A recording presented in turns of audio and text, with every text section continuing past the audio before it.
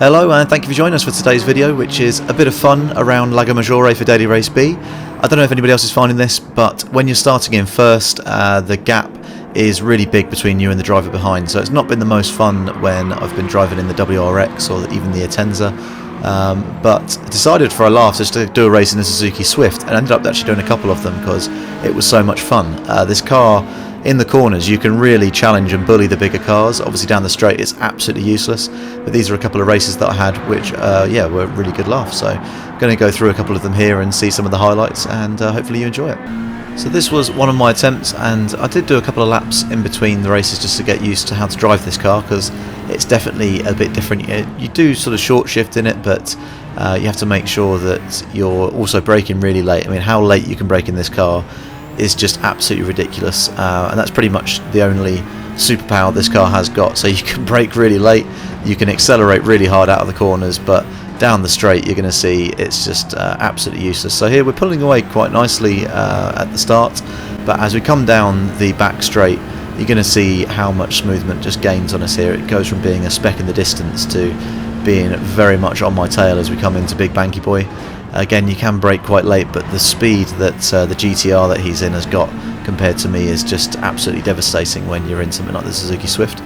But it's a fun little challenge here, and as we come into the more technical sections you're going to see that he can't really do much to get past me because the car is so quick through the corners, and you've got so much ability to get on the brakes late, as I was saying, that you just absolutely fly. So through these sections here where the bigger cars are really having to manoeuvre around and are quite cumbersome to get through the tighter turns, the Swift is just all over it, absolutely loves it. So be interesting to see if at some point there's a daily race that comes up which is all tight, twisty corners and no really long straights. I think this car's actually going to be a really good car to choose. So we do have to go defensive here to the inside. Smoothment's going to go easily past us. Can't quite get on the brakes late enough to go up the inside without risking sending us both off, but do come across here and just give him a little bit of a love tap as we come round. I'm just, again, I guess able to get on the power that little bit more quickly than he is in the car that he's in. So we're staying alongside, going to get a good exit, but it's all elementary really, because as soon as we get onto a straight he's going to come absolutely sailing past me here, and we're going to just have to do our best to defend and try and hold on to second place. It's going to be a bit tricky here because we've definitely got Sorin looking to come through, so I have to come across and sort of signpost that I'm not going to be letting him through too easily, and trying to stay in smoothment slip here as much as we can. This is one section I was struggling a little bit with this car. I couldn't really quite get the position of where to brake and turn in properly as Sorin tries to unceremoniously come past here, but we're going to keep him behind just for a little bit longer. But as soon as we get down the straight here I'm going to be absolutely stuffed, even with that nudge that he gives us to give a bit of a speed boost. I'm going to come across the inside, but I know that ultimately he's going to come past. We're going to see, you can brake normally on the 50 here, but I'm braking quite a bit after that, as you can see in the Sport, but isn't enough to hold on. Again, I think I would have just been in danger of forcing him out a little bit too much there if I'd have tried to defend that line any more aggressively. Unfortunately that was pretty much it for that race. I did manage to make a little bit of a comeback here, so really gaining back up on Sorin through this more technical section and get a great launch here off of the right hander before the front straight, and we're going to try a bit of a move. This is one of the only moves that really you can make in this car, although as soon as you get into the straight section it's not the most useful. But you see here, brake super late down the inside, no need to even make any contact with him at all, just come flying up the inside, which from the flash of the lights I don't think he was terribly happy with that move, but it is the only strength that you've got in this car, is being able to do things like that, and you can just cheekily nip through gaps and do what you can to sort of get up the inside of people sometimes.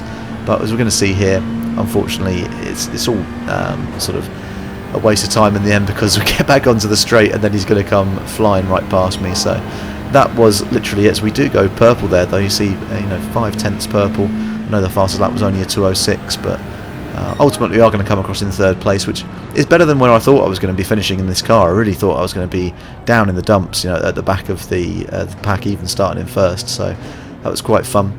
We're going to go on board here now for what was my most successful and exciting race, and this one really was a good laugh, so let's go through in a little bit more detail this race, because I had a great time in this one.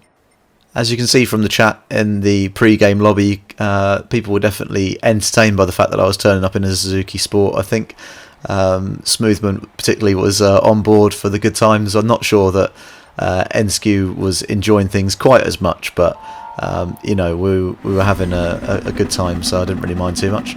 So here we are on the grid in the powder blue metallic this time. A beautiful looking car that it is, and we're going to see what we can do to try and get a bit of finish here.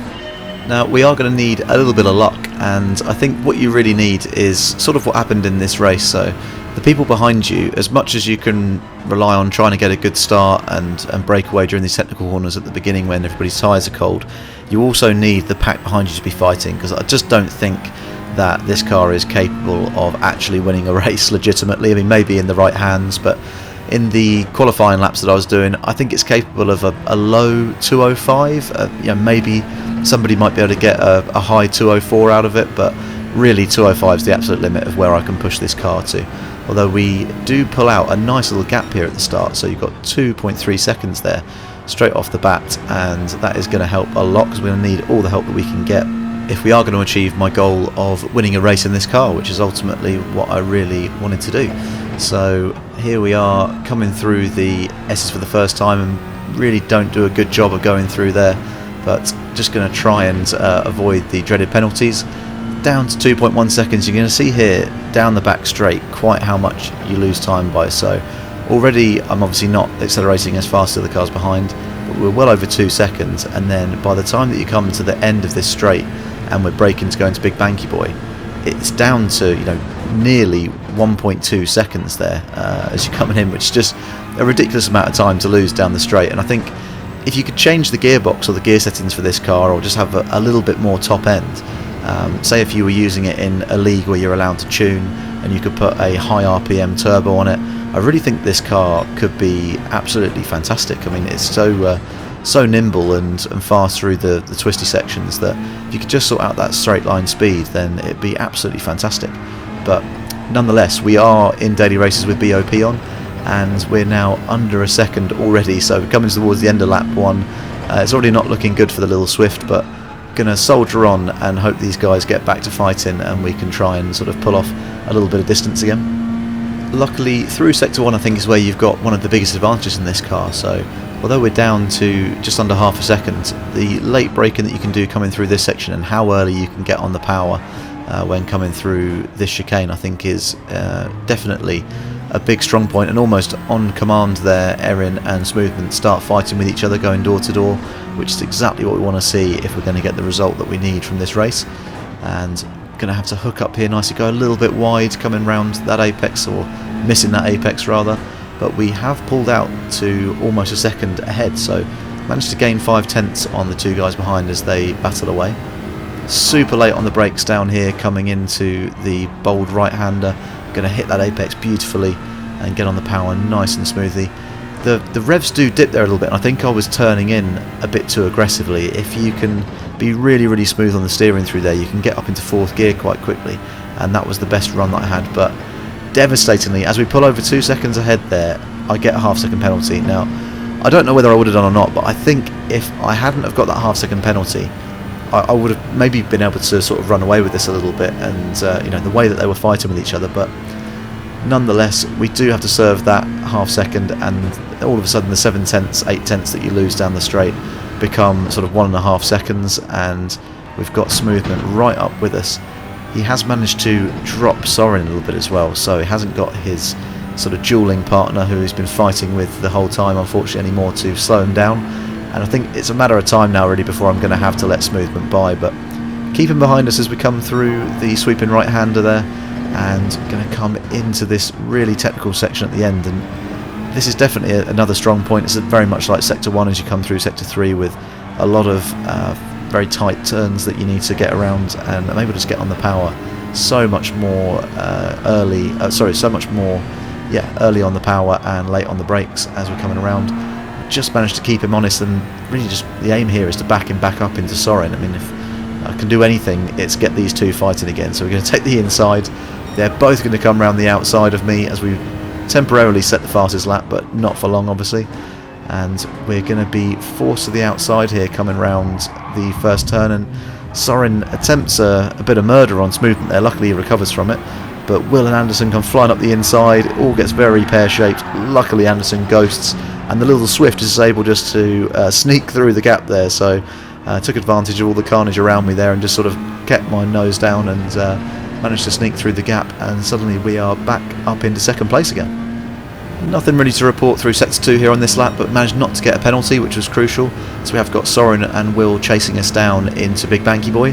Now we're going to just keep the inside, and I think that Soren tried to outbrake me here, or at least brake as late as me, which is obviously never going to happen when you're up against a Suzuki Swift, and he learns that the hard way, catches a little bit of sand and drops back. So we've now got Will and Stevie Wonder GT as our contention for second place.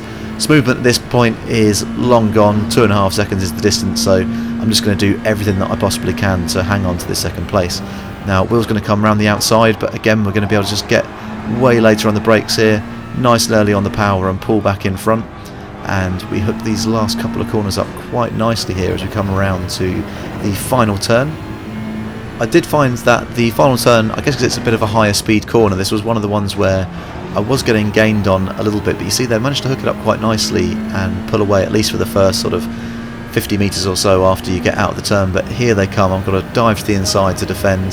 They're going to try and come past on the outside, late on the brakes.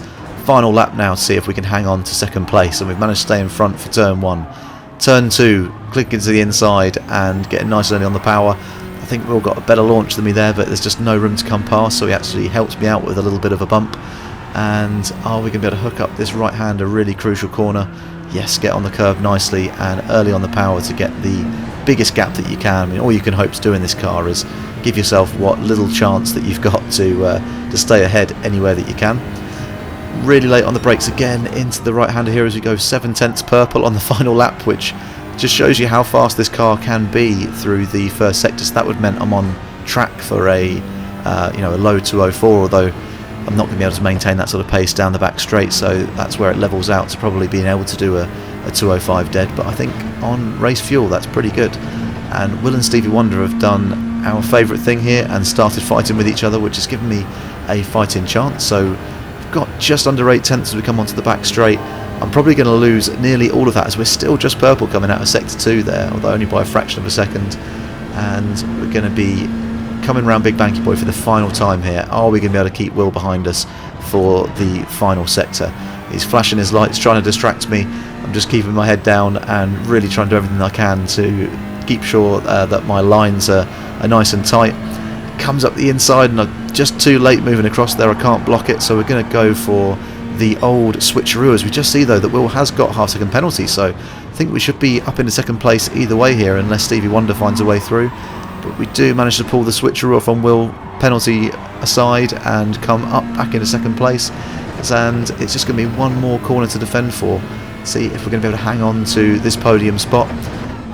And looks like we're going to just get the launch required. He's going to come back as we come across the line, but that half-second penalty is going to mean that we're safe, and did ultimately bring home second place. So that's a really fun couple of races that I had, and I'd strongly recommend jumping in a different car. Maybe not the Suzuki Swift if you don't want to be completely mad, but it was a really good bit of fun, which made some daytime racing a little bit more entertaining than it would maybe normally be.